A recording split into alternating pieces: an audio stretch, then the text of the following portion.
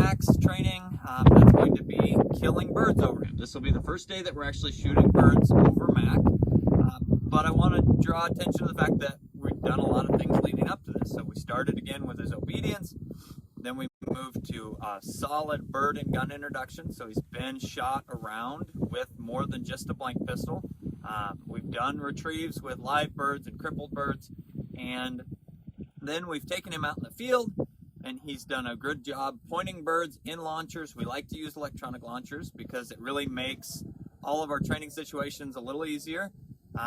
And now we've got pigeons in our electronic launchers again. Mac's doing a really nice job pointing and hunting, so we're going to take that to the next level for him and shoot birds. Now, this is the parts of training that become very difficult to predict what's going to happen, so bear with us.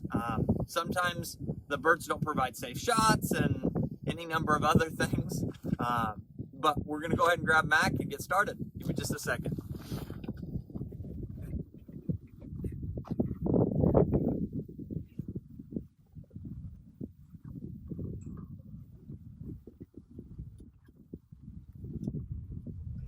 I'm going to try and not make everyone seasick while I walk around in the field, and I'll try and be able to get good shots of what's happening. But like Ethan said, sometimes in these situations you can't necessarily predict what's going to happen, and timing is also still very important in all aspects of dog training. So sometimes I'm not able to get close enough to the situation for you to necessarily see exactly what's going on, and sometimes we're not able to exactly explain everything that's happening as it happens.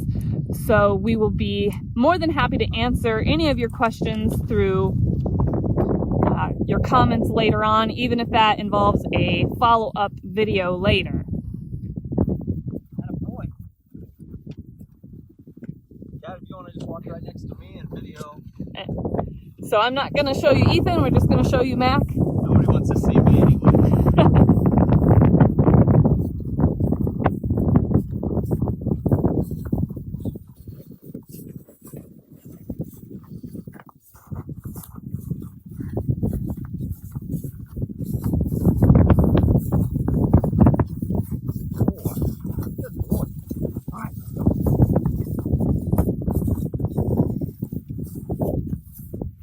To smell something because we are still a puppy.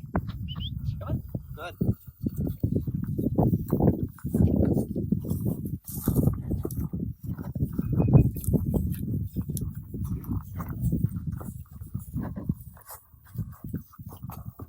Mac is ranging really nicely today, getting out and covering some ground, which is really important. We want our hunting dogs to get out and hunt for us, and not necessarily have to lead them to every launcher and every bird. What is that? A thistle.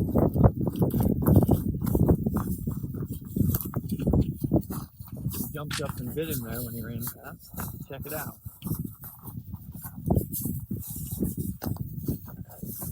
Boy. Still being nice and cooperative and checking back in with us, and then continuing to go out and hunt. There's our point.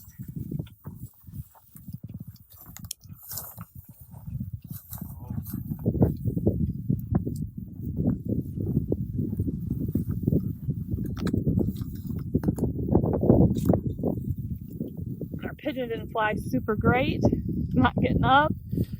And it's flying right at me.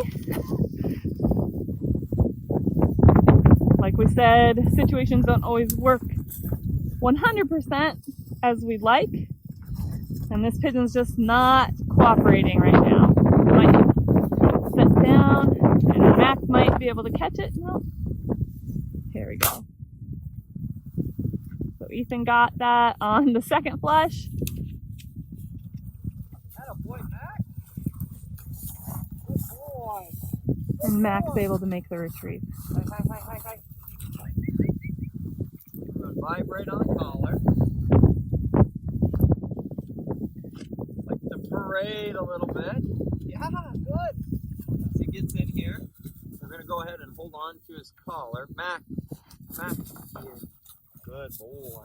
This is his first bird that he's had shot over him, so he was being pretty proud and showing us all what a great retriever he was. Good. Try and let him hold on to it, but if he starts to lay it down to munch on it or anything else, then that's when we'll go ahead and take it away. Let's go look for the next one. This bled a lot.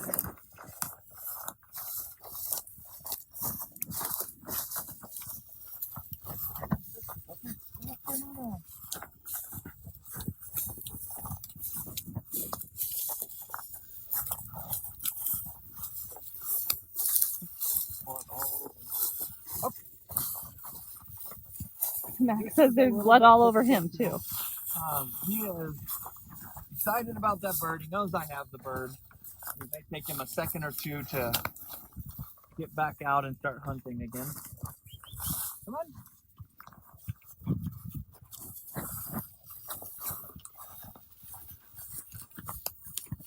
As the dogs are hunting, we don't like to overhandle them and allow them to use their nose and search.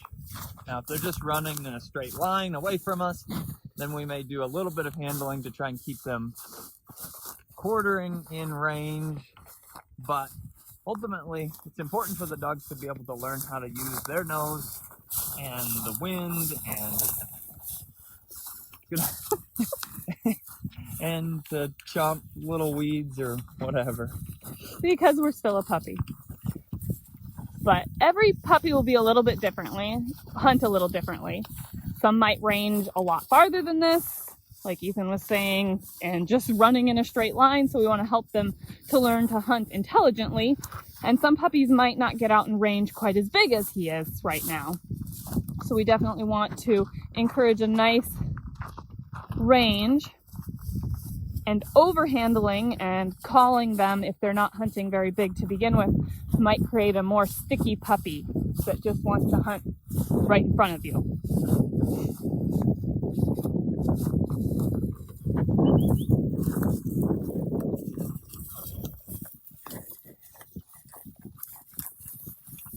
The next bird is out that direction, so we're going to head that way.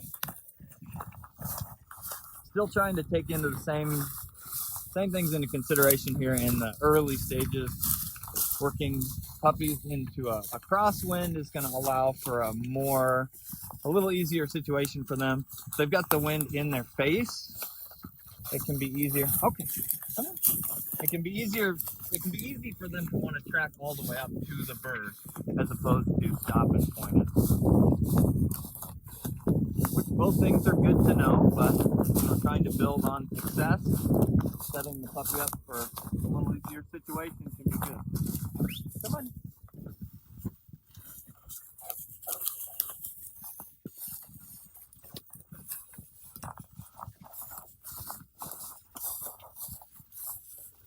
Or is that the second option? Hopefully this pigeon will fly a little nicer for us, but Max being nice and steady.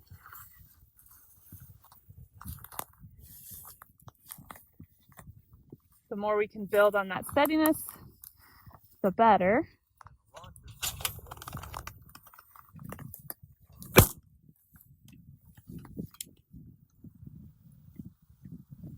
Good boy! We're gonna hit that vibrate right off the bat. We're gonna kneel down. Mac, Mac, Mac, come on. Come on. Again, don't reach for the bird. We're gonna reach for his collar. Pick it back up, come on. Good. Once he gets that bird in his mouth, Ethan's just going to pick his head up so he's holding the bird and not able to chew and munch on it on the ground there. And he wants to play with them a little bit more. So we're going to go ahead and take it away from him. Allowing him to hold it for a little while though. So what I was saying is when he's coming back in, reach for his collar, not the bird or the bumper. That's going to help to, if he's coming back to you, you steal the bird from him instantly. Why does he want to bring it back to you? That's the way that I look at it anyhow. We want to be able to work with them as a team. So he's coming back in. If we grab his collar and let him hold on to it, then he tries to set it down and play with it and pick at the bird a little bit more. And that's when I'm going to go ahead and take it away. We don't want to develop bad habits. So good job, bud. Let's go find another one. And I don't know if you guys were able to see, but our electronic launcher didn't launch electronically because it took us a while to get back out to the field when we were setting up for this live video, and the launcher shut off. So Ethan was able to use his foot to release that bird, which Mac was nice and steady for us, so that worked out great. The next one's ready to go. But the next one's ready to go. We made sure that one's on. Come on.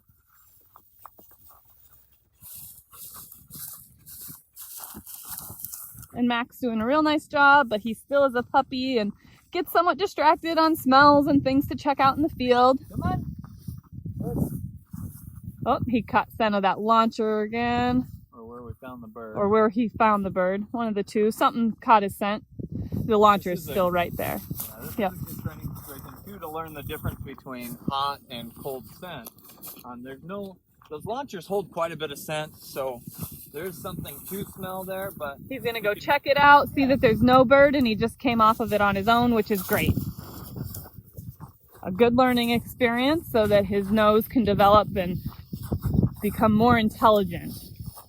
It is natural once you start shooting birds over them that they may go a little bit backwards in steadiness, and it wouldn't surprise me if he tries to bust in on one of the launcher, on this last launcher, but so far he's been doing a really nice job.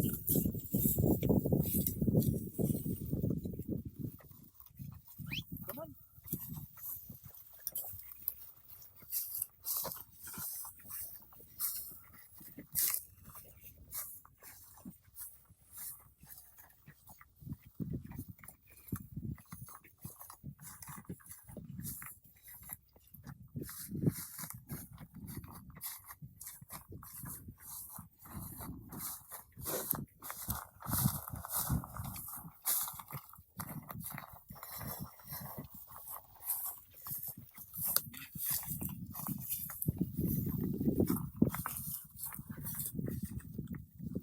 You can see how he throws his head up a little bit while he's working a different scent trail, whatever he thinks he's smelling. It's important to see that development of, it's time to poop. Good place to do it.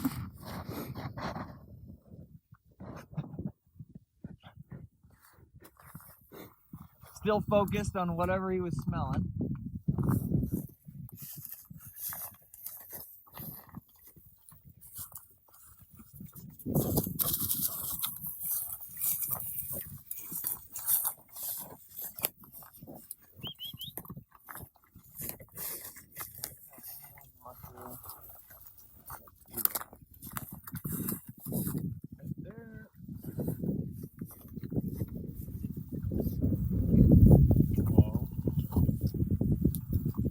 Though he is not formally WOA trained, we can use the cue that he's learned through positive pigeons. Sorry about the first shot. Good boy. Again, hit vibrate here. Atta boy. Right here. Still parading a little bit. This is something that we can work on. Map.